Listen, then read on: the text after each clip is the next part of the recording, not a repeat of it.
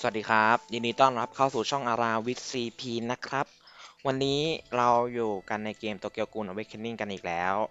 โดยวันนี้เราจะมารีวิวตัวละครใหม่นะครับเป็นตัวละครปีใหม่เนาะ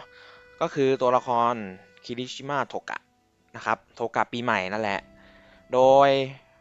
หลายคนสงสัยเนาะว่าตัวมันเนี่ยเก่งไหมนะครับคุ้มค่าที่จะลงทุนไหมเพราะว่าตอนนี้เนี่ยอันเทคุอ่ะมันค่อนข้างเล่นยากเนาะถ้าไม่มีโทกะเนี่ย อันนี้เราพูดถึง previously นะก็คือก่อนหน้านี้เนาะตอนที่เราอัดฮิเดะเดอะซีรีส์เนี่ยต่อให้มีฮิเดะนะครับแต่ว่าดาเมจเนี่ยมันค่อนข้างขาดเนาะเพราะว่านิชิกิก็ตีเบาลงโนคุก็เบานะครับแต่ว่าจากส่วนตัวที่ลองเทสมาเนาะการมาของโทกะใหม่เนี่ยมันทำให้อันเทคุเนี่ยพอที่จะสู้ในเมตาได้ใช้คำนี้แล้วกันเนาะพอที่จะสู้ในเมตาได้โดยมันเนี่ยดาเมจค่อนข้างจัดอยู่ในระดับหนึ่งเลยนะครับแรงในระดับหนึ่งเลยแล้วก็ตัวมันเนี่ยยังทำให้นกฮูกเนี่ยกลับมาตีแรงด้วยนะครับเนาะตัวมันเนี่ยค่อนข้างที่จะโอเคนะครับถ้าใครเป็นเมนเทคูแล้วอยากลงทุนนะครับผมให้ว่าควรลงทุนเนาะเพราะว่าถ้าตัวละคร1ปีมาเนี่ยอันเทคูก็จะได้ในเรื่องของความอึดมาเพิ่มแล้วก็ดาเมจอีกนิดหน่อยนะครับจะทำให้อันเทคูเนี่ยมันกลับมายืนในเมตาได้นะครับส่วนตัวเนี่ย ไม่ด้วยความที่ว่าไม่ได้เล่นตัวเซิร์ฟเบรกเดอะเชนเนาะแต่ว่าจากที่วิเคราะห์เนี่ยแล้วก็ดูหลายต่างชาติเนาะผมมองว่าการที่มีโทกะใหม่คู่กับตัวละคร1 ปีเนี่ยไม่ว่าจะเป็นคานิกิ1 ปีแล้วก็โทกะ1 ปีเนี่ยผมมองว่าอันเอคูเนี่ยกลับมาติดเมตาแน่นอนครับอาจจะท็อป2เนาะอนาคตเนี่ย CCG เนี่ยอย่างที่เราเห็นเนาะอาริมะใหม่เนี่ยกำลังจะมาผมคิดว่า CCG เนี่ยน่าจะเป็นท็อป1นะครับอย่างน้อยๆเนี่ยท็อป2ท็อป3เนี่ย โทกะตัวอันเทคุเนี่ยน่าจะแข่งกับไม่มีองค์กรเนาะถ้าใครปั้นนะครับถ้าใครปั้นไม่มีองค์กรเนี่ยผมคิดว่ามันสูสีกันส่วนตัวที่จะหลุดเมตาเนี่ยส่วนตัวผมคิดว่าน่าจะเป็น RO นะครับเพราะว่า RO ตอนนี้มันไม่มีตัวละครใหม่มาเลยนะแล้วก็ถ้าเทียบกันเนี่ยไม่มีองค์กรเนี่ยตัวมันเนี่ยบัฟค่อนข้างเยอะนะครับไม่มีองค์กรตัวมันบัฟค่อนข้างเยอะมันทำให้RO เนี่ยมันอันดับหล่นท้ายไม่ใช่ RO ไม่เก่งนะครับแต่ว่าพอเทียบกับความความเก่งของ4แท็กแนวในบ้านโตเนี่ยส่วนตัวเนี่ยผมให้ RO เนี่ยอยู่ที่4เลยนะครับไม่มีองค์กรเนี่ยอยู่ที่2ไม่ก็3เลยนะครับขึ้นอยู่กับว่าอวยทีมไหนนะครับถ้าอวยไม่มีองค์กรนะครับก็ไม่มีองค์กรจะเก่งกว่าอันเทแต่ส่วนตัวมองว่าอันเทเนี่ยภาษีค่อนข้างดีเนาะการมาของโทกะใหม่นะครับต้องรอดูอีกทีนึงว่าถ้าตัวละคร1 ปีมันรัดมาเนี่ยเพราะว่ามันเคยหลุดมาแล้วเนาะถ้าตัวละคร1 ปีมันรัดมาเนี่ยอันเทมันจะเป็นยังไงนะครับอันนี้บอกคร่าวๆเนาะแต่ว่าส่วนตัวมองว่า CCG เนี่ยที่1แน่นอนนะครับการมาของอาริมะใหม่เนี่ยทำให้ไม่มีองค์ทำให้ CCG เนี่ยที่1แน่ๆนะครับเรามาดูโทกะก่อนเลยคร่าวๆเนาะ CP ของโทกะเนี่ยจัดว่าค่อนข้างสูงนะครับเพราะว่าอยู่ที่5เลยนะครับแล้วก็ถ้านับในเรื่องของเซลล์ด้วยเนี่ยก็คือจะอยู่ที่8เลยยังไงก็ติดท็อป10เนาะมัน CP สูงมากนะครับเรามาเริ่มกันที่บอลก่อนเลยบอลของโทกะเนี่ยมันบอกว่าเมื่อล้อมรอบฝ่ายเรานะครับจะทำให้เบสสแตทของตัวโทกะเนี่ยเพิ่มขึ้น3%นะครับสูงสุดเนี่ยก็คือ9%ก็คือ3เทิร์นเนาะเหมือนอย่างที่ผมบอกว่าอันเทคุเนี่ยมันเริ่มอยากให้กลับไปเล่นเหมือนเดิมก็คือเก่งเทิร์น2เทิร์น3ประมาณนั้นนะครับ ไฟเราทั้งหมดเนี่ยที่มีเอฟเฟกต์เสียงสะท้อนเนี่ยทุกๆ4อันนะครับจะทำให้ดาเมจของโทกะเนี่ยลดลง 2.5%นะครับซึ่งเสียงสะท้อนทำอะไรได้ครับก็คืออัตราฟื้นฟูเพิ่มขึ้น 10%ดูดเลือดเพิ่มขึ้น 6%นะครับแล้วก็หลังจากที่ลงมือแล้วจะฮิวตัวเอง 10%ด้วยของเลือดที่หายไปนะครับโดยเสียงสะท้อนได้จากไหนก็จะได้จากแพสซีฟนะครับผมมาเราเริ่มจากการกดการ์ดก่อนนะครับการ์ดกดเนี่ยก็คือสร้างดาเมจ เท่าเผาขั้นยอดนะครับ300%ให้กับศัตรูทั้งหมดก็คือตีหมู่นะครับโดยเท่าเผาขั้นยอดเนี่ยทำการโจมตีเนี่ยมองข้ามการป้องกันนะครับแล้วก็สร้างดาเมจให้ศัตรูเนี่ยเพิ่มขึ้น10%ด้วยเนาะตาม HP สูงสุดนะครับโดยดาเมจเนี่ยจะไม่เกิน200%ของพลังโจมตีโทกะนะครับดาเมจเสริมเนาะแล้วก็ทำให้เป้าหมายเนี่ยได้รับดาเมจเพิ่มขึ้น20%ภายใน2รอบ วิธีการใช้ก็คือฮิเดะเสร็จแล้วเรากดโทกะก่อนเนาะแล้วค่อยนกฮูกหรือโทกะซ้ำนะครับก็คือพยายามแปะดีบัฟให้อีกฝ่ายโดนดาเมจแรงขึ้นเนาะแล้วใบที่3เนี่ยจะแรงมากนะครับพยายามใช้อย่างนี้นะครับต่อไปสกิลศูนย์ดาวนะครับเมื่อเริ่มรอบฝ่ายเราจะมอบเอฟเฟกต์ระฆังดังนะครับให้กับศัตรูทั้งหมดแล้วก็สร้างดาเมจเท่าเผาเนี่ยที่เท่ากับพลังโจมตี140%ให้กับศัตรูนะครับเมื่อสิ้นสุดรอบเราจะทำให้ระฆังดังของศัตรูทั้งหมดเนี่ยระเบิดนะครับ แล้วก็สร้างดาเมจที่เท่ากับค่าที่บันทึกไว้ของระฆังดังนะครับแก่ผู้ถือระฆังก็คือแก่ศัตรูนั่นแหละง่ายๆเลยครับมันจะเหมือนบัฟระเบิดของอายาโตะเขียวนะครับมันจะคล้ายบัฟระเบิดของอายาโตะเขียวเนาะ ก็แต่ว่ามันไม่ต้องกดการนะครับเปิดเทิร์นมาโทกะจะตี8ดีบัฟให้เลยนะครับโดยระฆังดังเนี่ยอัตราบล็อกลดลง 10% นะครับอัตราป้องกันครีลดลง 15%แล้วก็บันทึกดาเมจเนี่ยสูงสุดเนี่ยเมื่อถูกโจมตี 50% นะครับไม่เกิน 500%เนาะไม่เกิน 500% ของตัวโทกะนะครับก็คือดาเมจเข้าไปเท่าไหร่บันทึก 50% นะครับแล้วก็สูงสุดเนี่ยก็คือไม่เกิน 500%เนาะเข้าไปเท่าไหร่บันทึกครึ่งหนึ่งนะครับประมาณนั้นต่อไปนะครับ1 ดาวถ้าตัวเรา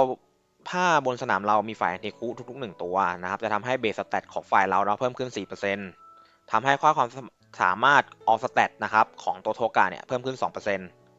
ะครับเท่านี้คือถ้าสรุปก็คือมี4ตัวเนาะก็คือเบสสแตทของฝ่ายเราเนี่ยทั้งหมดเนี่ยเพิ่ม 16%นะครับแล้วก็ออสแตทของโทกะเพิ่มอีก 8%เพิ่มเติมเนาะแล้วก็เมื่อตัวละครอันติคุฝ่ายเราสร้างดาเมจเนี่ยจะลบบัฟอีกฝ่ายด้วยนะครับลบบัฟที่เป็นบัฟฟ้านะครับต่อไปเอฟเฟกต์3 ดาวนะครับเมื่อระฆังดังระเบิดนะครับจะทำให้ฝ่ายเราเนี่ยได้รับเสียงสะท้อนเนี่ยเสียงสะท้อนได้รับจากอันนี้เนาะบอลของโทกะนะครับเสียงสะท้อนจะได้รับจากนี้1 อันซ้อนทับสูงสุด4 ครั้งก็คือเมื่อสิ้นสุดเทิร์นเนี่ยมันระเบิดทันทีเนาะก็ได้4 อันเลยแล้วก็ทำให้ศัตรูเนี่ยได้รับดาเมจได้รับเอฟเฟกต์เสียงสะท้อนเสียงสั่นสะเทือน1 อันนะครับสูงสุดได้4 ครั้งนะครับคนละ4 ครั้งเนาะเสียงสะท้อนเนี่ยก็คืออัตราฟื้นฟู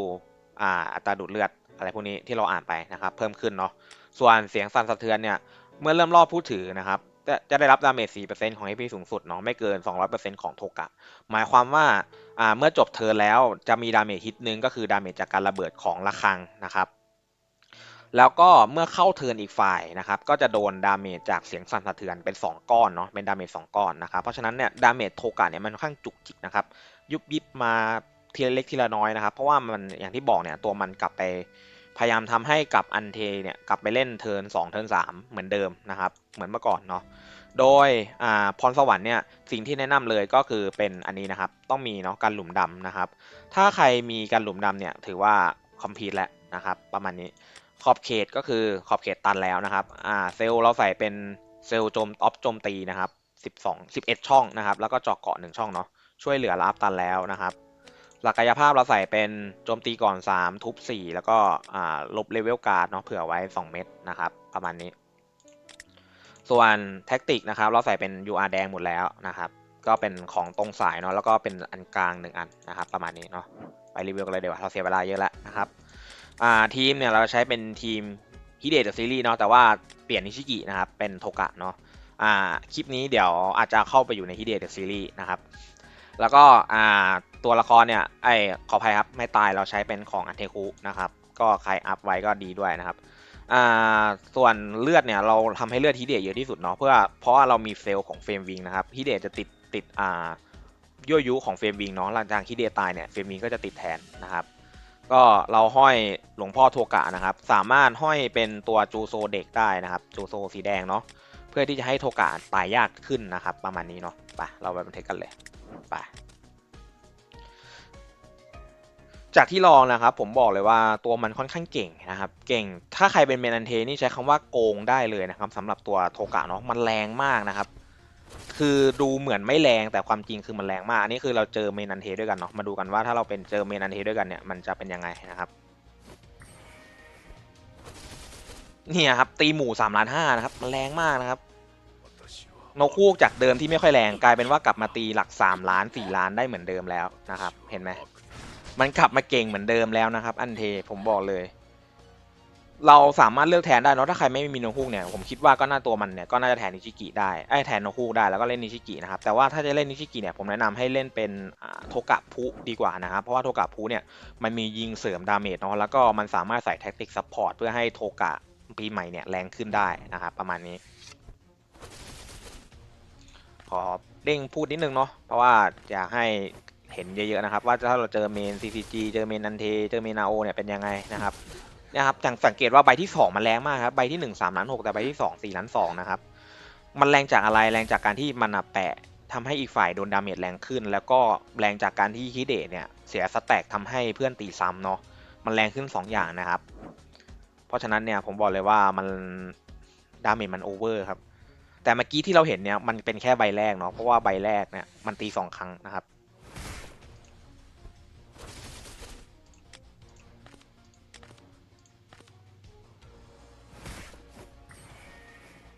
ผมบอกเลยว่าถ้าตัวละคร1 ปีมาด้วยเนี่ยอันเทนี่เก่งแบบเวอร์วังแน่นอนครับตัวมันทำให้แบบอันเทกลับมาเก่งมากนะครับแต่ก็ภายใต้เงื่อนไขที่ว่าต้องควรที่จะเปิดก่อนเนาะเพราะว่าตัวโทกะ1 ปีเนี่ยที่จะมาเนี่ยไม่รู้ว่าจะมาตอนไหนนะแต่โทกะ1 ปีเนี่ยมันควรที่จะเปิดก่อนเนาะเพราะว่าถ้าเราเปิดก่อนเนี่ยเราจะได้บัฟเรื่องของความอึดมานะครับเพราะว่าถ้าเราโดนเปิดทีหลังเนี่ยบัฟของความอึดมันจะยังไม่มาเนาะมันจะมาตอนที่เราเข้าเทิร์นเราครั้งแรกนะครับเพราะฉะนั้นเราควรที่จะเปิดก่อนนะครับผมประมาณนี้นะครับ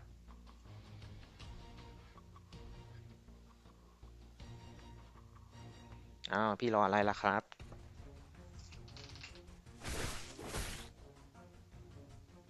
殺しに来なさい。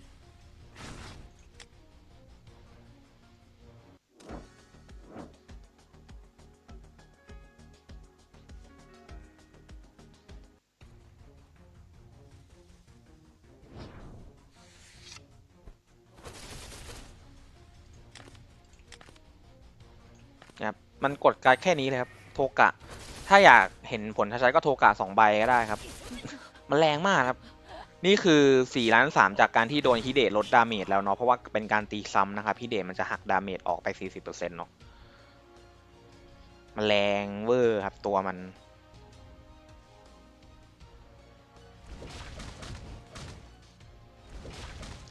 ใครไม่มีอาริมาฟ้าสามารถใช้เป็นฮินามิได้นะครับแต่ว่าผมเลือกใช้อาริมาฟ้าเพราะว่าดาเมจมันแรงกว่านะครับแล้วก็จากที่ลองเทสมาเนี่ยผมมีความรู้สึกว่าตัวของ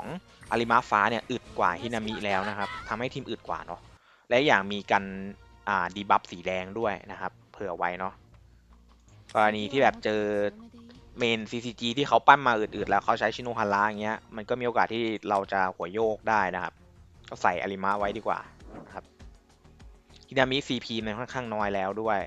น่าจะต้องรอเซลล์ประจำตัวเลยครับถึงจะกลับมาเล่นได้นะครับสำหรับฮินามิเนาะ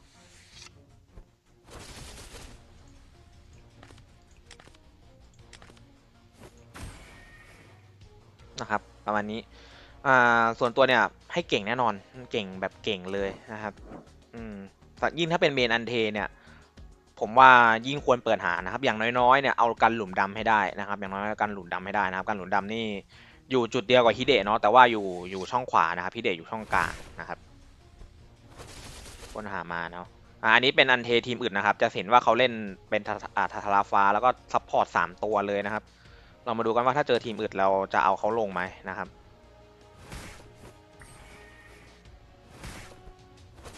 เนี่ยเขาอึดมากนะครับ2,200,000เนาะแต่ว่าลาเมจที่เราทำเนี่ยมันก็ยังเยอะอยู่ดีนะครับ เห็นไหมครับดาเมจมันยังล้นอยู่ดีนะครับขนาดเขาเล่นทีมอื่นเนาะเล่นแบบอวยโนโรเต็มที่เลยนะครับอันนี้ระเบิดครั้งแรกจากการจบเทิร์นเรานะครับอันนี้ก็คือที่ระเบิดเพิ่มก็คือเป็นการเข้าเทิร์นอีกฝ่ายเนาะมันระเบิด2 ครั้งนะครับ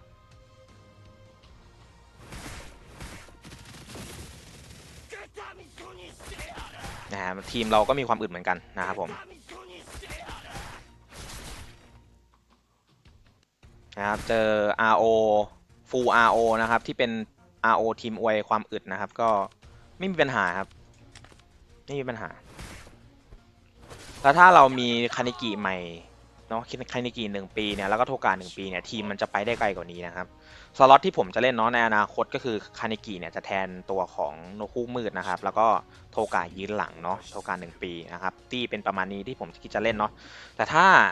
ใครไม่ใช่ทีมหลักเนาะแล้วว่าฮิเดะเนี่ยมันต้องไปอยู่ทีมหลักใช่ไหม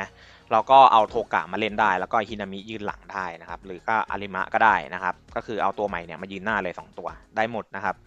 อันเทเนี่ยเป็นทีมที่มันเน้นให้มันอึดเนาะให้มันยืนทำดาเมจได้เรื่อยๆนะเพราะทีมมันทำดาเมจได้ตลอดเวลานะครับเน้นทำเรื่อยๆเนาะมันไม่เหมือนเมื่อก่อนแล้วนะครับที่ต้องมานั่งเบิร์ดจบภายในเทิร์นแรกเนาะทำยังไงก็ได้ให้ยื้อให้ได้นะครับเพราะว่าสังเกตว่าอันเทเนี่ยเดี๋ยวนี้มันจะเป็นตัวละครที่ต้องการบิวอัพในระดับหนึ่งนะครับประมาณนี้เนาะก็อีกสักตาหนึ่งเอาสักตาหนึ่งแล้วกันนะครับ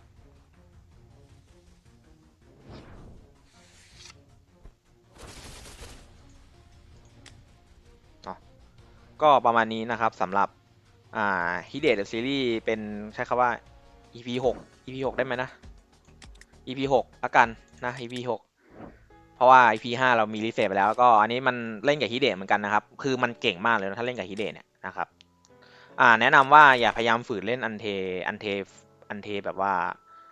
ไม่มีฮิเดะนะครับถ้าเล่น RTA เนาะแต่ถ้าเป็นกิจ3เนี่ยก็ขึ้นอยู่กับว่าใครเป็นเมนทีมไหนก็เอาฮิเดะไปอยู่ทีมนั้นนะครับแต่ถ้าเป็น RTA เนี่ยพยายามเอาฮิเดะมาเล่นด้วยกันนะครับส่วนตัวแล้วมาถึงช่วงให้คะแนนเนาะส่วนตัวเนี่ยผมคิดว่าถ้าแค่6ดาวนะครับ6ดาวแล้วคุณเป็นเมนอันเทนะครับผมให้คะแนนเนี่ยอยู่ที่ประมาณ4เลยนะครับมันเก่งเลยนะครับแต่ถ้ามีการหลุมดำนะครับก็คือไม่ 3S แหละแต่มีการหลุมดำนะครับผมให้ 4.5เลยนะครับส่วนถ้าใครมีการหลุมดำแล้ว 3S ด้วยมันแรงมากนะครับเพราะ 3S เนี่ยมันช่วยเพื่อนค่อนข้างเยอะเนาะมีเรื่องของการทำดาเมจเพิ่มขึ้นนะครับพลังโจมตีเพิ่มขึ้นเนาะการทำดาเมจเพิ่มขึ้นนะครับมันเพิ่มการทำดาเมจได้เยอะมากนะครับเพราะฉะนั้นเนี่ยถ้าใคร 3S นะครับผมให้คะแนน5เต็ม5ครับแล้วก็ถ้าเป็นคะแนนอวยนะครับโมเดลสวยแอนิเมชันสวยเนาะหลังจากที่ผมบอกว่าหลังจาก1 ปีมาเนี่ยทุกอย่างมันสวยหมดเลยนะครับผมให้20 เต็ม 520 เต็ม 5เลยนะครับตัวอวยนะครับผมประมาณนี้เนาะสำหรับโทกะนะครับก็เอาไว้เจอกันคลิปหน้าครับผมคลิปนี้ลาไปก่อนครับสวัสดีครับ